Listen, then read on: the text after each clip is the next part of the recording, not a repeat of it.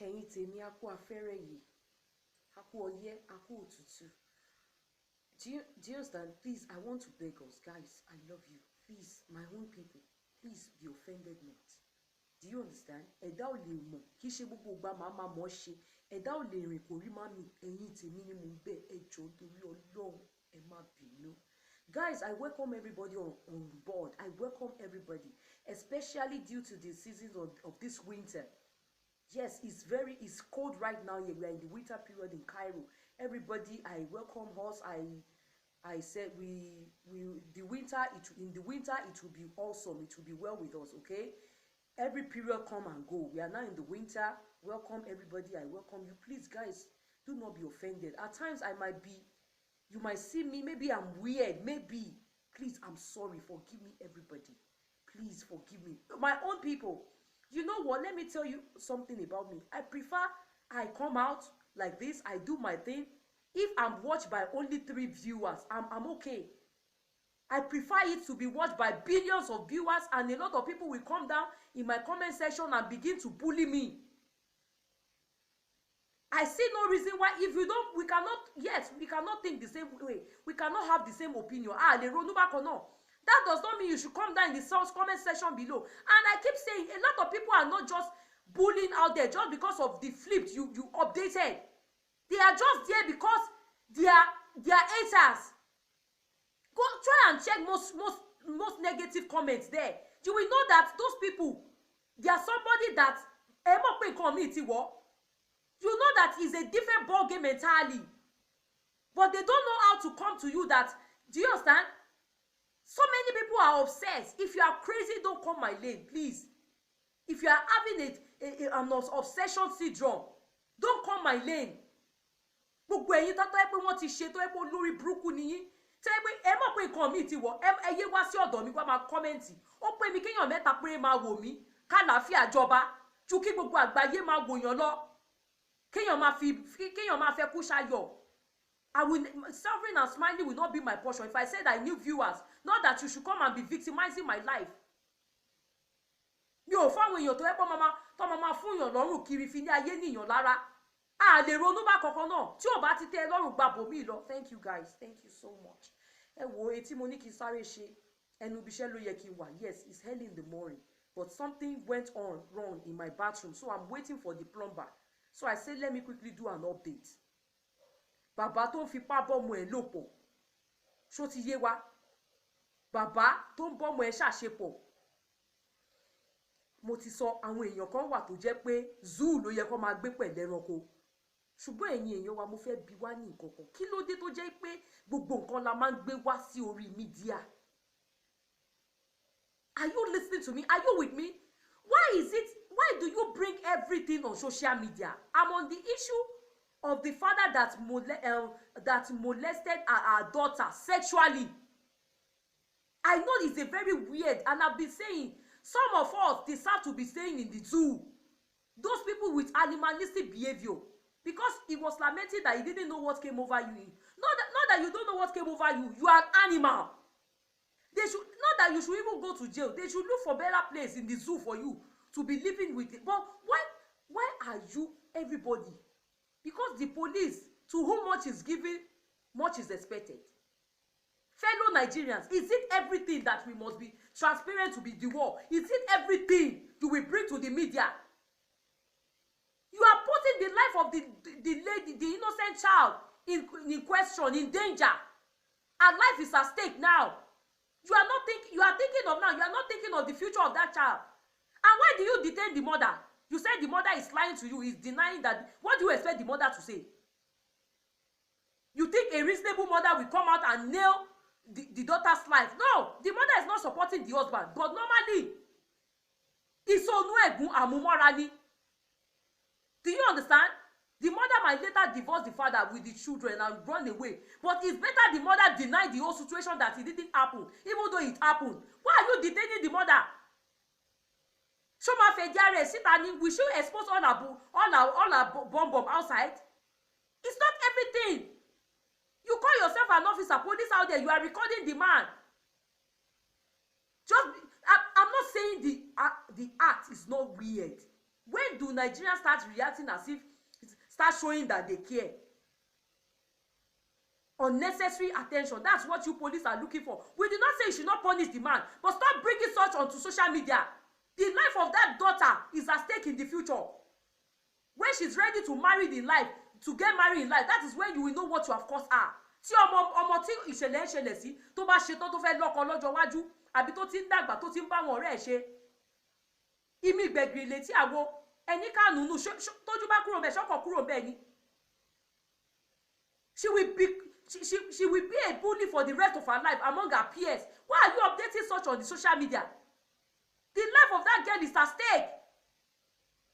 You might not bring the daughter to the media, but they have seen the father, and everybody know the children. They will know that he must be so and so. It's uncalled for. I'm here because of fellow Nigerians. Any little thing you update on the media, and what is going on in other people's family is even worse than that. Ẹ̀yin tẹ́ gbé sórí media gan tẹ́ pera yín lọ́lọ́pàá. In tó ṣẹlẹ̀ nínú ẹbí tí kólúgbà ṣọgbẹ́. Mind your own business. What is happening in other people, even those of you that update it on the media, what is happening in your family is worse than that. And as for you, the crazy father, the ridiculous father, I thank God for my father. I use this opportunity to celebrate my father once again. I thank God for the life of my father. Several women, multitude women have children for him. But my dad will never stoop so low. Even though he's always telling we the two legalized daughters, that we are the most beautiful daughters in the world. My father brought me this far. He trained me never to be superior, and never to see anybody to be superior, come what may. You can question my sister Fumi, my elder sister. My dad made us realize how beautiful we are. He said he has never seen any woman as beautiful as our two daughters. And she let us know that sky is the limit for us, not that we should be molesting ourselves, selling our beauty. I'm taking this opportunity to celebrate my father, Dr. E. Oyewande. He's wholesome. He will never, he's not an uncalled father. It's not weird. It's not absurd. It's not ridiculous. He will never stoop so low. Even those several wonderful women. I've lamented before. Tony Abraham's auntie once dated my dad, but she did not have children for my dad. Before her auntie traveled to America. I don't know where her auntie is now. Her auntie loved me so much. Her auntie used to be my area sister. Yes, several multitudes of women might have children for my dad, including my mom, my late mom's friend. Had brother Dolapo for us, one of my eldest brother, who is my half brother. My dad will never stoop so low. I don't even think he remember what my nakedness looked like. I won't say my dad haven't seen my nakedness before. Several times, you can be dressing. Your daddy will not know, because most times I'm always in my mom's room. May my mom is so rest in peace. He will just come into the room. I don't think he even remember how our nakedness was. That was when we were young then. My dad will never stoop so low. So, what kind of a father are you? Irú bàbá wo ni wo, irú bàbá olórí burúkú aláyé bàjẹ́ wo ni wo? Gẹ́gẹ́ bí iṣẹ́ ọwọ́ mi bí mo ṣe jẹ́ oníṣẹ́ àfínjú psychologist, I'm not seeing you to be èdìndí to be hypnotized. I'm seeing you like somebody that your situation is worse than wèrè. O nílò ìtọ́jú. But it should be in the zoo. You deserve to be living in the zoo. But fellow Nigerians, try to get me. And the father, this is not your first time of having sex, because tí ọ̀dọ́ ọmọkùnrin tí kíní abẹ́ wọn bá ṣẹ̀ṣẹ̀ mature tó ṣẹ̀ṣẹ̀ ń le, àwọn ló máa ń wá bí tó máa fi gún. I'm talking of young boys. When their private parts starts to yield, it will be triggering them like to put it somewhere. So, and you are not a young boy. Why is there is ashawo everywhere, cheap ashawo. Anyhow you want it, even if you have extramarital affair, they are giving you tough time. Why must you be that innocent girl? You need to be in the zoo. To be sincere, the right place for you is in the cage with. But Aruna, the chimp and the gorilla is no more alive. You're supposed to be living with the chimpanzee in the zoo. tó bá lè mú ẹ lọ ọ̀dọ̀rìn kó lọ máa bá wọn ọ̀bọ gbé wọ́n tiẹ̀ ní kò sọ ọ̀bọ gan nídọ̀rìn ọ̀bọ gan ti já rẹ̀ láyé sí i even the monkeys are better than you the monkeys they know better nowadays rather they know better. So what am I saying? But I'm obsessed because of fellow Nigerians. You people are low life, yet what you battle in your daily endeavors in your family is worse than that. Any little thing you update, any little thing, anything you are so shameless, fellow Nigerians out there. You have put the life of that innocent young girl and her future is at stake. A lot of people might not want to have anything to do with her. They might see her to be taboo. When mama be èèwọ̀ ni, àgàgà tó bá ṣetán àti lọ́kọ, especially when she's ready to marry. If her marriage should face any challenges, they will say she's an abomination, that her father has slept with her before. Shebi we are in this country, we are fellow Nigerians, we should know how things worked. Stop updating things on the media.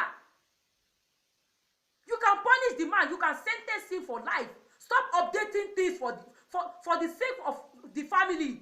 Then leave the mother. Why are you detaining the mother? Kí lẹ mú ìyá pamọ́ sí? Ẹ ṣáà fẹ́ràn kẹ́ máa fa àwọn èèyàn ṣẹ̀sín. Ìgbé ayé tí yín gan kedere. Kọ́nà kó ṣàánú ni. Ṣọ̀gbọ́n ń búgò, ìkó ògbé kan. Tàǹdì la ní òmòjó, tàǹdì la ní òmòjó, tàǹdì ló gbé lẹ́sẹ̀.